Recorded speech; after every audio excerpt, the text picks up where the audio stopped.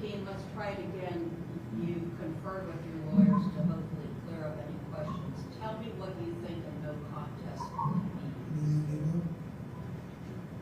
All right.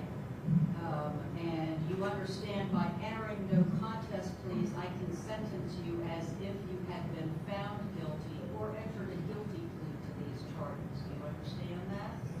You understand that that means you're not admitting, but you're not denying the state can prove the charges against you. Do you understand that? Has anyone forced or threatened you in any way to do that? For those who are listening, if I can have all of you please keep yourself muted until you speak. If you are going to speak, we're getting a lot of feedback and interruption in the courtroom. So the person who signed in as Ms. Turner, if you please turn off your microphone. I'm sorry, how do I turn off the mic? Click on the microphone symbol on your screen. Oh, I don't have one.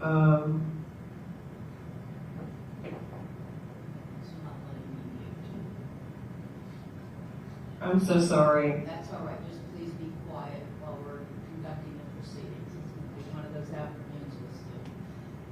All right.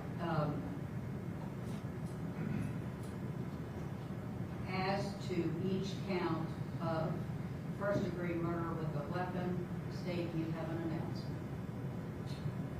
We're waiving the death penalty. Yes, we are.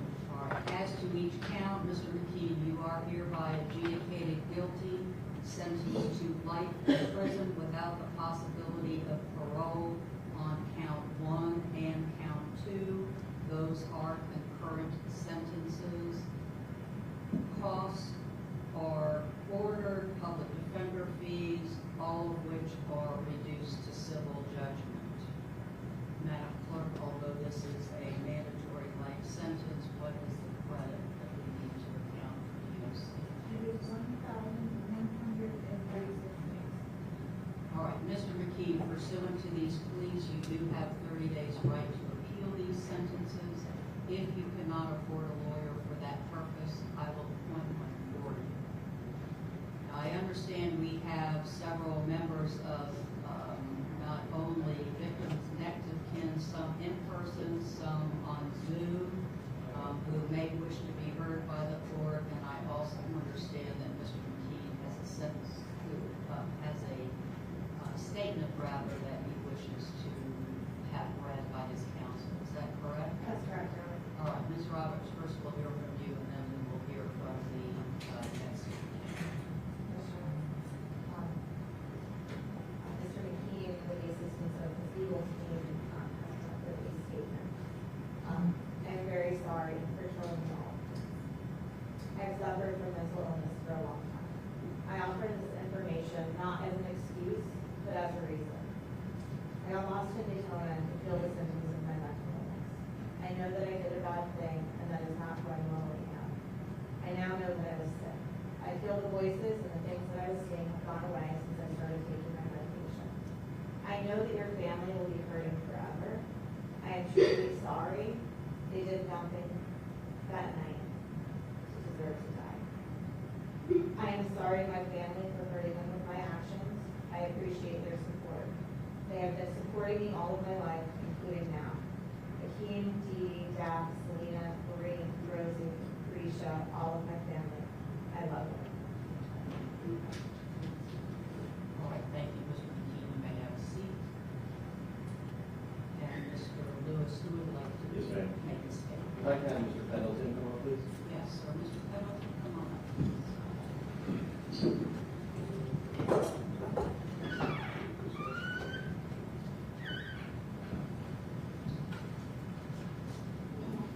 All right, sir, and if you can state your full name for me and spell your last name for the record. Sure. My name is Warren Pendleton, so my Sam, last name is Pendleton. And I understand you have a statement you'd like to I make. so don't have to read this. My name is Sam Pendleton, and Brenda is my sister. We have 3 other sisters, so there was 5 of us kids. My mom turns 90 this year. I'll try to fit our family dynamics. We grew up in the country. And we go into the same small school, rode the school bus together, played board games, played yard, etc. Mom was involved in a picture at our elementary school. That being said, we mostly had only us as friends and playmates. Once you grow up, one might think that that bond fades. I'm here to say that it still exists today. As our kids got older, so did their adult lives. Me and Peggy, along with my wife, along with my sisters, we transitioned back to like our childhood bonds. We're all active campers and we do large family camping trips a few times a year. We camp every Thanksgiving, we paddle kayaks, ride bicycles, fishing, do sightseeing. Britta was the last to get to this life stage. She had made arrangements for 2 family camping trips, one to South Florida and one to the Keys. We never got to do those. Those good future memories were still in front of us. When I think about what made Brenda special, I remember so many positive attributes. She always smiles. This made her approachable. People just seemed to be drawn to her. She's fun.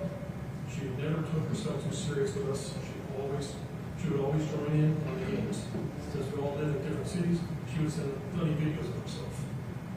She's creative. She had a knack for seeing how items would look together. And she had her stores that displays would grab your eye and entice you to make purchases.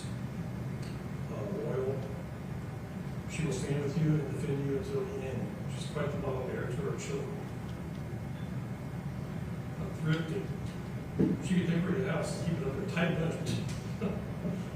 That includes finding deals, repurposing items. She knew with a little auto race. It goes a long way. And that values to her work. And then she gives. I mean by this is she's always giving gifts.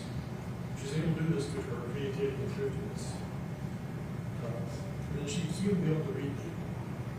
She introduced me to my wife, and she knew we'd be a perfect couple. I also want to say something about Mayor. You refer to him as Terry. We all call him Mayor. He's a great guy.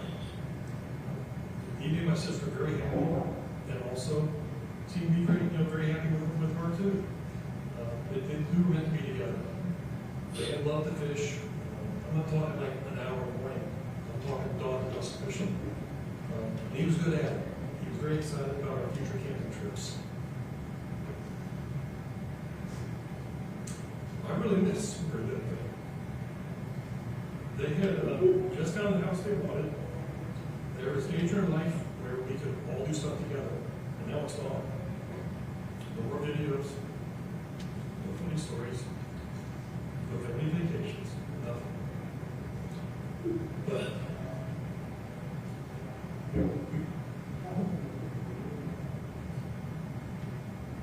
we still hear from her. It seems hokey, but we all have strange coincidences. Mine was a dream, and it was just after my sister was born. I saw her in a thrift store shopping, and she was always on get to you. So it was not unexpected. I walked up to her and I asked, "How'd you get here? You're dead."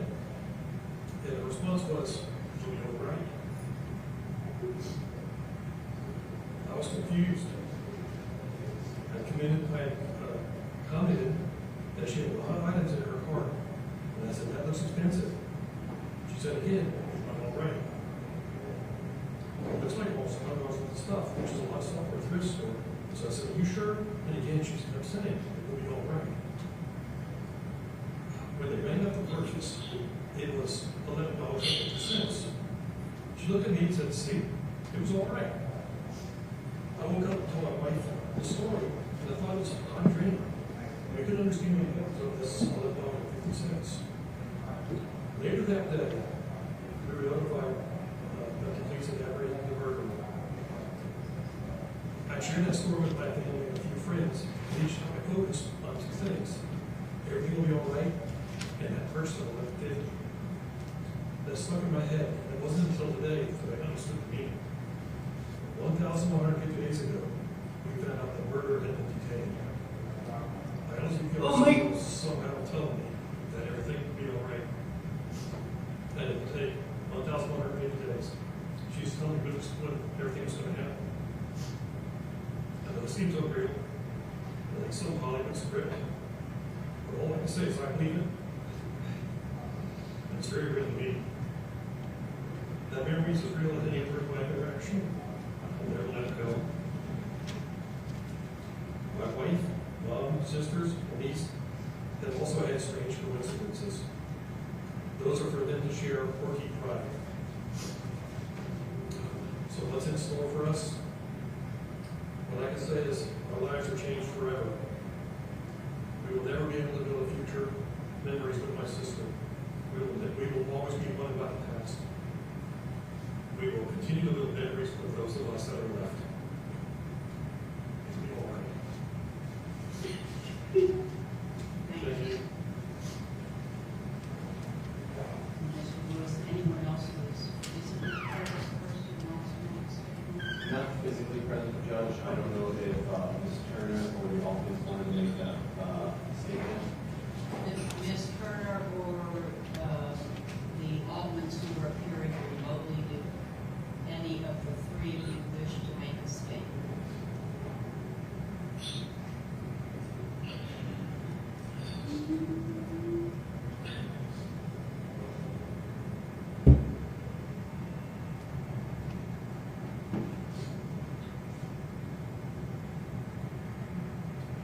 Not sure what that means, if she needs a moment, Mr. Lewis, you want to, but Ms. Turner, would you like to make a statement or not? You're obviously not required to, but I want to give you that opportunity if you would like to. Your Honor, is it appropriate to ask the defendant a question or like actually speak to him? You can't speak to him, you can make a statement about how this has impacted you and your family. Gotcha. I'm at a loss for words. It's something that I think about every day.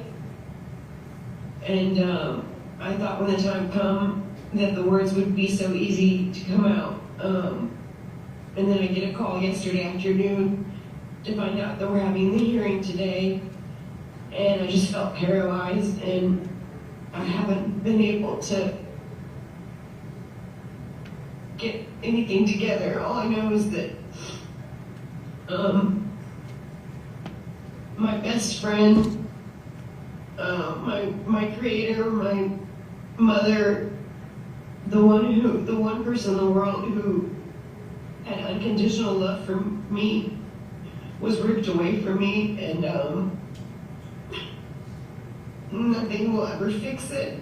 Justice will never really truly be served because her organ can be brought back, and that's not fair. We've all suffered so much, and I just wish that for all of us that we can start healing, because this has been really, really tough. It's been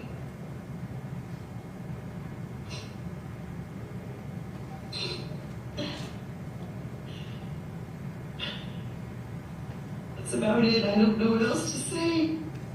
I'm just happy to know that he'll never be able to do it to anybody else. Thank you, Ms. Turner, and that was Sarah Turner for the record. We have two other family members who are also present.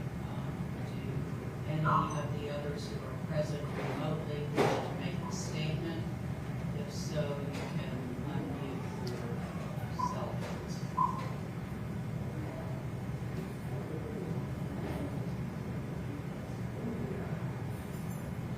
I believe they do that. All right, I will take that as an indication that no one else wishes to make a statement.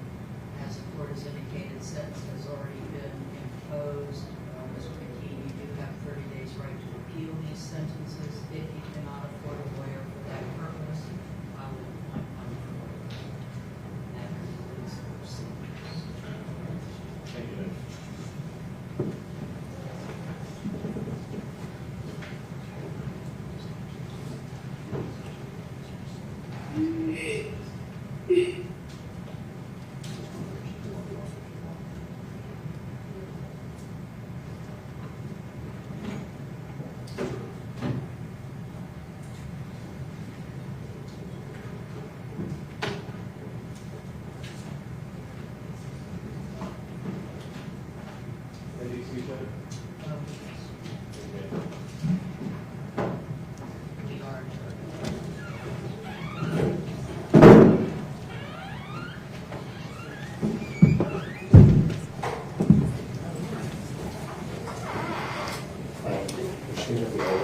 upstairs. Just follow all the way up to the third floor. Okay.